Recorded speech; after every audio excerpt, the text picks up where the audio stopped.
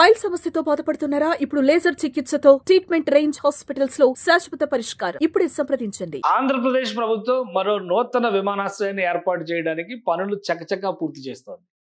గతంలో వినిపించినట్టుగా కుప్పం విమానాశ్రయమా, అనంతపురం విమానాశ్రయమా, ఒంగోలు విమానాశ్రయమా అనుకుంటారా? ఇవేవీ కాదు. నాగార్జున సాగర్లో కొత్త విమానాశ్రయానికి సంబంధించినటువంటి ప్రణాళికని శరవేగంగా రాష్ట్ర ప్రభుత్వం ముందుకు తీసుకెళ్తుంది. గత జనవరి మాసంలో కేంద్ర ప్రభుత్వం నుంచి పౌర విమానయాన శాఖ అధికార బృందం, అలానే ఎయిర్పోర్ట్స్ అథారిటీ ఆఫ్ ఇండియాకి సంబంధించినటువంటి ప్రతినిధుల బృందం, ఈ రెండు బృందాలు కూడా అక్కడ పర్యటించినాయి.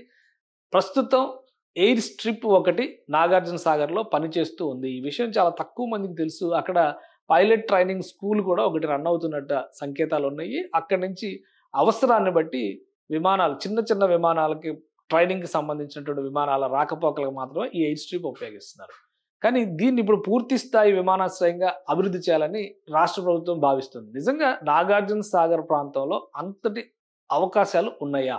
ఈ అంశాన్ని ఒకసారి విశ్లేషించేటువంటి ప్రయత్నం చేద్దాం. నాగార్జున సాగర్ అనగానే అందరికీ గుర్తుకొచ్చేది అక్కడ ఉన్నటువంటి బౌద్ధరామ క్షేత్రం. అది ప్రపంచ ప్రఖ్యాత బౌద్ధరామ క్షేత్రం. అలానే నాగార్జున సాగర్ డ్యామ్.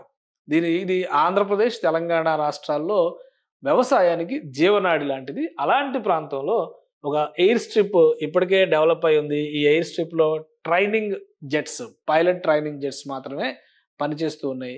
సో అయినా కానీ దీన్ని పూర్తి స్థాయిలో విస్తరించాలనుకోవడానికి కారణం ఏంటి? ఒక్కసారి మనం విశ్లేషించేటువంటి ప్రయత్నం చేద్దాం. రాష్ట్ర ప్రభుత్వం దీన్ని ఒక స్పెషల్ ఫోకస్ ఎజెండాగా ఎందుకు ఎంచుకుంది ఒకసారి విశ్లేషించేటువంటి ప్రయత్నం చేద్దాం. ఇది మన నాగార్జున సాగర్కి సంబంధించినటువంటి లొకేషన్ ఉన్న విమానాశ్రయం, అంటే ఎయిర్ స్ట్రిప్ ఇది.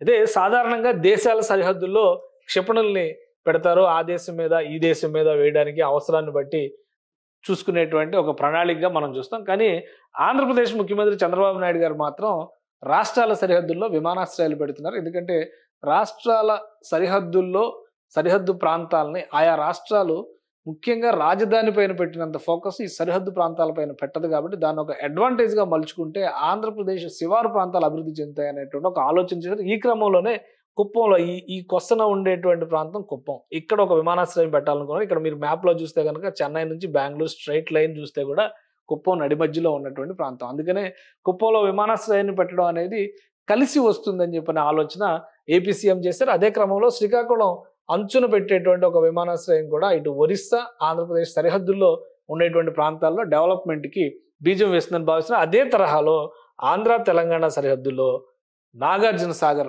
ఎయిర్ స్ట్రిప్ని పూర్తి స్థాయి విమానాశ్రయంగా అభివృద్ధి చేస్తే కనుక రెండు రాష్ట్రాల నుంచి కూడా ఎయిర్ ట్రాఫిక్ దానికి అడ్వాంటేజ్ అవుతుందని చెప్పని చంద్రబాబు నాయుడు గారు భావిస్తున్నారు. ఆ క్రమంలోనే దీన్ని ఫోకస్ చేశారు. ఇది ఒక్క ఆంధ్రప్రదేశ్లో మాత్రమే జరుగుతుంది అనుకుంటే పొరపాటు. ఎందుకంటే తెలంగాణ కూడా సేమ్ ప్లాన్ అప్లై చేస్తుంది.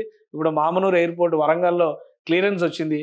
కొత్తగూడెంలో కొత్త ఎయిర్పోర్ట్ కట్టాలనేటువంటి ఆలోచన చేస్తుంది. ఇది గమనించి చూస్తే కనుక ఈ ప్రాంతంలో ఇటు ఆంధ్ర, తెలంగాణ, ఛత్తీస్గఢ్ మూడు రాష్ట్రాల సరిహద్దుగా కొత్తగూడెం ఎయిర్పోర్ట్ అవుతుంది. అందుకనే మామనూరు ఎయిర్పోర్ట్ కంటే కూడా కొత్తగూడెం ఎయిర్పోర్ట్ ఎగ్జిస్టెన్స్లోకి వస్తే కనుక వైబిలిటీ ఎక్కువ ఉంటుంది అనేటువంటి రిపోర్ట్స్ కూడా వచ్చినట్టుగా సమాచారం. సో ఆంధ్రప్రదేశ్ ముఖ్యమంత్రి తీసుకున్నటువంటి ఈ ప్రణాళిక మొత్తానికి ఆకర్షణీయంగా ఉన్నటువంటి ప్రణాళిక. ఇక్కడ ఎయిర్ స్ట్రిప్ స్థితిగతులు ఏంటి, అసలు ఏ విధంగా ఇక్కడ ప్లాన్ చేస్తున్నారు, అలానే అధికారుల పరిశీలనలో తేలినటువంటి అంశాలు ఏంటి? ఇది ఖచ్చితంగా సరిహద్దు ప్రాంతం. ఈ బ్లూ లైన్ కనిపిస్తుంది అంతా కూడా సరిహద్దు ప్రాంతం. జస్ట్ ఒక కొసన మాత్రమే ఉంది. ఇది మొత్తం ఈ గ్రీన్ ప్లేస్ అంతా కూడా నాగార్జున సాగర్ రిజర్వాయర్, నాగార్జున సాగర్ జలాశయం. సో ఇది ప్రస్తుతం పల్నాడు జిల్లాలో మాచర్ల ప్రాంతంలోకి వచ్చేటువంటి ప్రదేశం. ఇక్కడ ఎయిర్ స్ట్రిప్ ఆపరేషనల్ గా ఉంది. ఈ ప్రాంతాన్ని విజయపురి సౌత్ అని చెప్పని అంటారు. విజయపురి నార్త్ వచ్చేసి తెలంగాణ ప్రాంతంలో ఉంది. ఈ హిల్ కాలనీ, ఇక్కడ నాగార్జునపేట, ఇట్లాంటివన్నీ కూడా అప్పుడు నాగార్జున సాగర్ కన్స్ట్రక్షన్ కోసం సెటిల్ అయినటువంటి కాలనీలు, ఉద్యోగులకు సంబంధించినటువంటి కాలనీస్ అక్కడ ఉన్నాయి. మనం ఇంకొంచెం జూమ్ చేసి చూస్తే కూడా ఇక్కడ ఒక క్లియర్ పిక్చర్ మనకు కనిపిస్తూ ఉంటుంది. ఎందుకంటే ఆ క్లియర్ పిక్చర్ లో నాగార్జున సాగర్ నిడివిని మనం ఈజీగా అర్థం చేసుకోవచ్చు. ఇది నాగార్జున సాగర్ డ్యామ్, చాలా చిన్నది, రెండు రాష్ట్రాల మధ్య సరిహద్దు. ఇగో ఇక్కడ కట్ పెట్టారు కదా, ఇది గూగుల్ ఇచ్చినటువంటి మ్యాప్ ప్రకారం ఇది తెలంగాణ పార్ట్, ఇది Andhra part. So Vijayapuri south, ఇక్కడ విజయపురి సౌత్, విజయపురి నార్త్ ఇటు ఉంది. ఈ ఎయిర్ స్ట్రిప్ ఈ కోతవేటు దూరంలో ఉందన్నమాట. అందుకనే ఇక్కడ అంతర్జాతీయ బౌద్ధరామ క్షేత్రం అనేటువంటి గౌరవం ఒకవైపు, ఒక బ్రహ్మాండమైనటువంటి రిజర్వాయర్ జలాశయం ఉన్నటువంటి నేపథ్యంలో సూపర్గా టూరిజంకి అడ్వాంటేజ్ ఇచ్చేటువంటి, బూస్టింగ్ ఇచ్చేటువంటి ప్రదేశం అనేటువంటి అంచనా మరొక వైపు. ఇంకో వైపు నుంచి చూస్తే ఈ చుట్టుపక్కల ప్రాంతాలన్నింటిలో ఎక్కడా కూడా ఇంత ఎయిర్పోర్ట్ ఫీజిబిలిటీ ఉండేటువంటి ప్రదేశం లేదు. సరిహద్దు ప్రాంతాలకి అడ్వాంటేజ్ వస్తుంది. ఈ ప్రాంతాల్లో పండేటువంటి పంటలను కానీ ఎయిర్ కార్గోల్ని ఎంకరేజ్ చేసేటువంటి ఉద్దేశంతో కేంద్ర ప్రభుత్వం ఈ మధ్య ఈ కార్గో ఏవియేషన్ పైన ఎక్కువ ఫోకస్ పెట్టింది. ఆ క్రమంలోనే నాగార్జున సాగర్ ఎయిర్ స్ట్రిప్ పైన ఆంధ్రప్రదేశ్ ప్రభుత్వం కూడా ప్రత్యేకమైనటువంటి శ్రద్ధ కనబరుస్తుంది. ఈ క్రమంలో ఇక్కడ చూసినప్పుడు మొత్తంగా ఫీజిబిలిటీ స్టడీ దాదాపుగా కంప్లీట్ అయినట్టుగా సమాచారం వస్తుంది.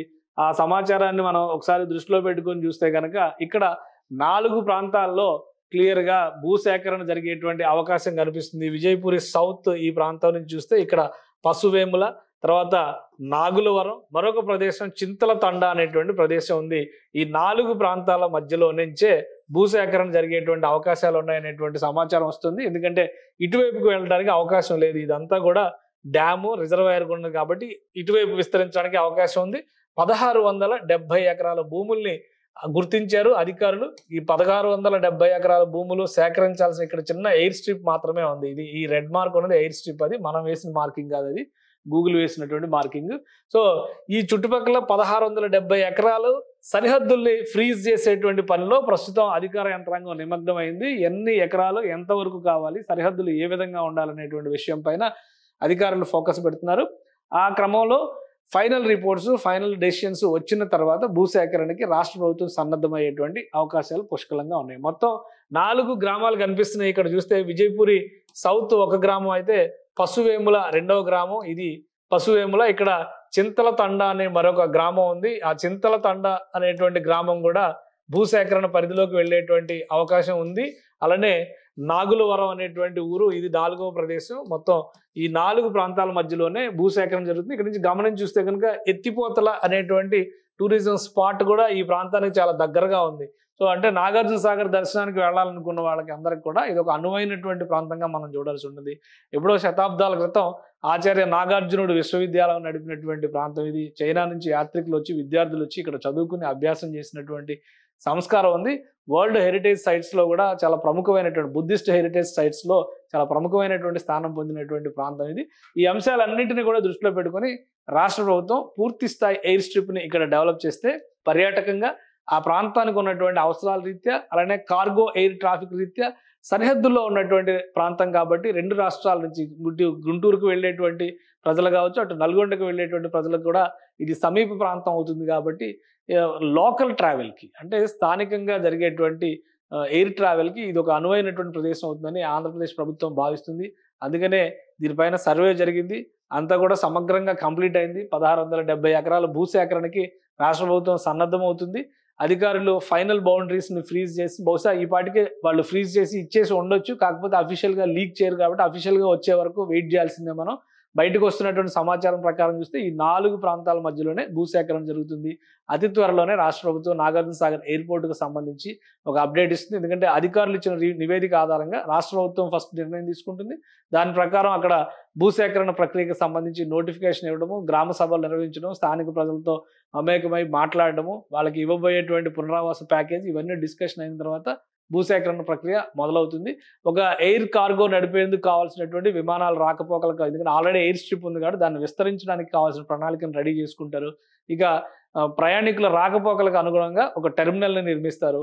అక్కడ ఉండేటువంటి అవసరాలకు అనుగుణంగా రాబోయేటువంటి భవిష్యత్తులో అది ఎలా డెవలప్ అవుతుంది అనేది భవిష్యత్ తరాల చేతిలో ఉండేటువంటి అంశం అవుతుంది. కాబట్టి రాష్ట్ర ప్రభుత్వం ఇమీడియట్ గా నాగార్జున సాగర్ ఎయిర్పోర్ట్ పైన కసరత్తు మొదలు పెట్టడానికి అవకాశాలు పుష్కలంగా కనిపిస్తున్నాయి. సుమన్ టీవీలో మీ పర్సనల్ అండ్ బిజినెస్ ప్రమోషన్స్ కోసం కింది నెంబర్కి కాంటాక్ట్ చేయండి.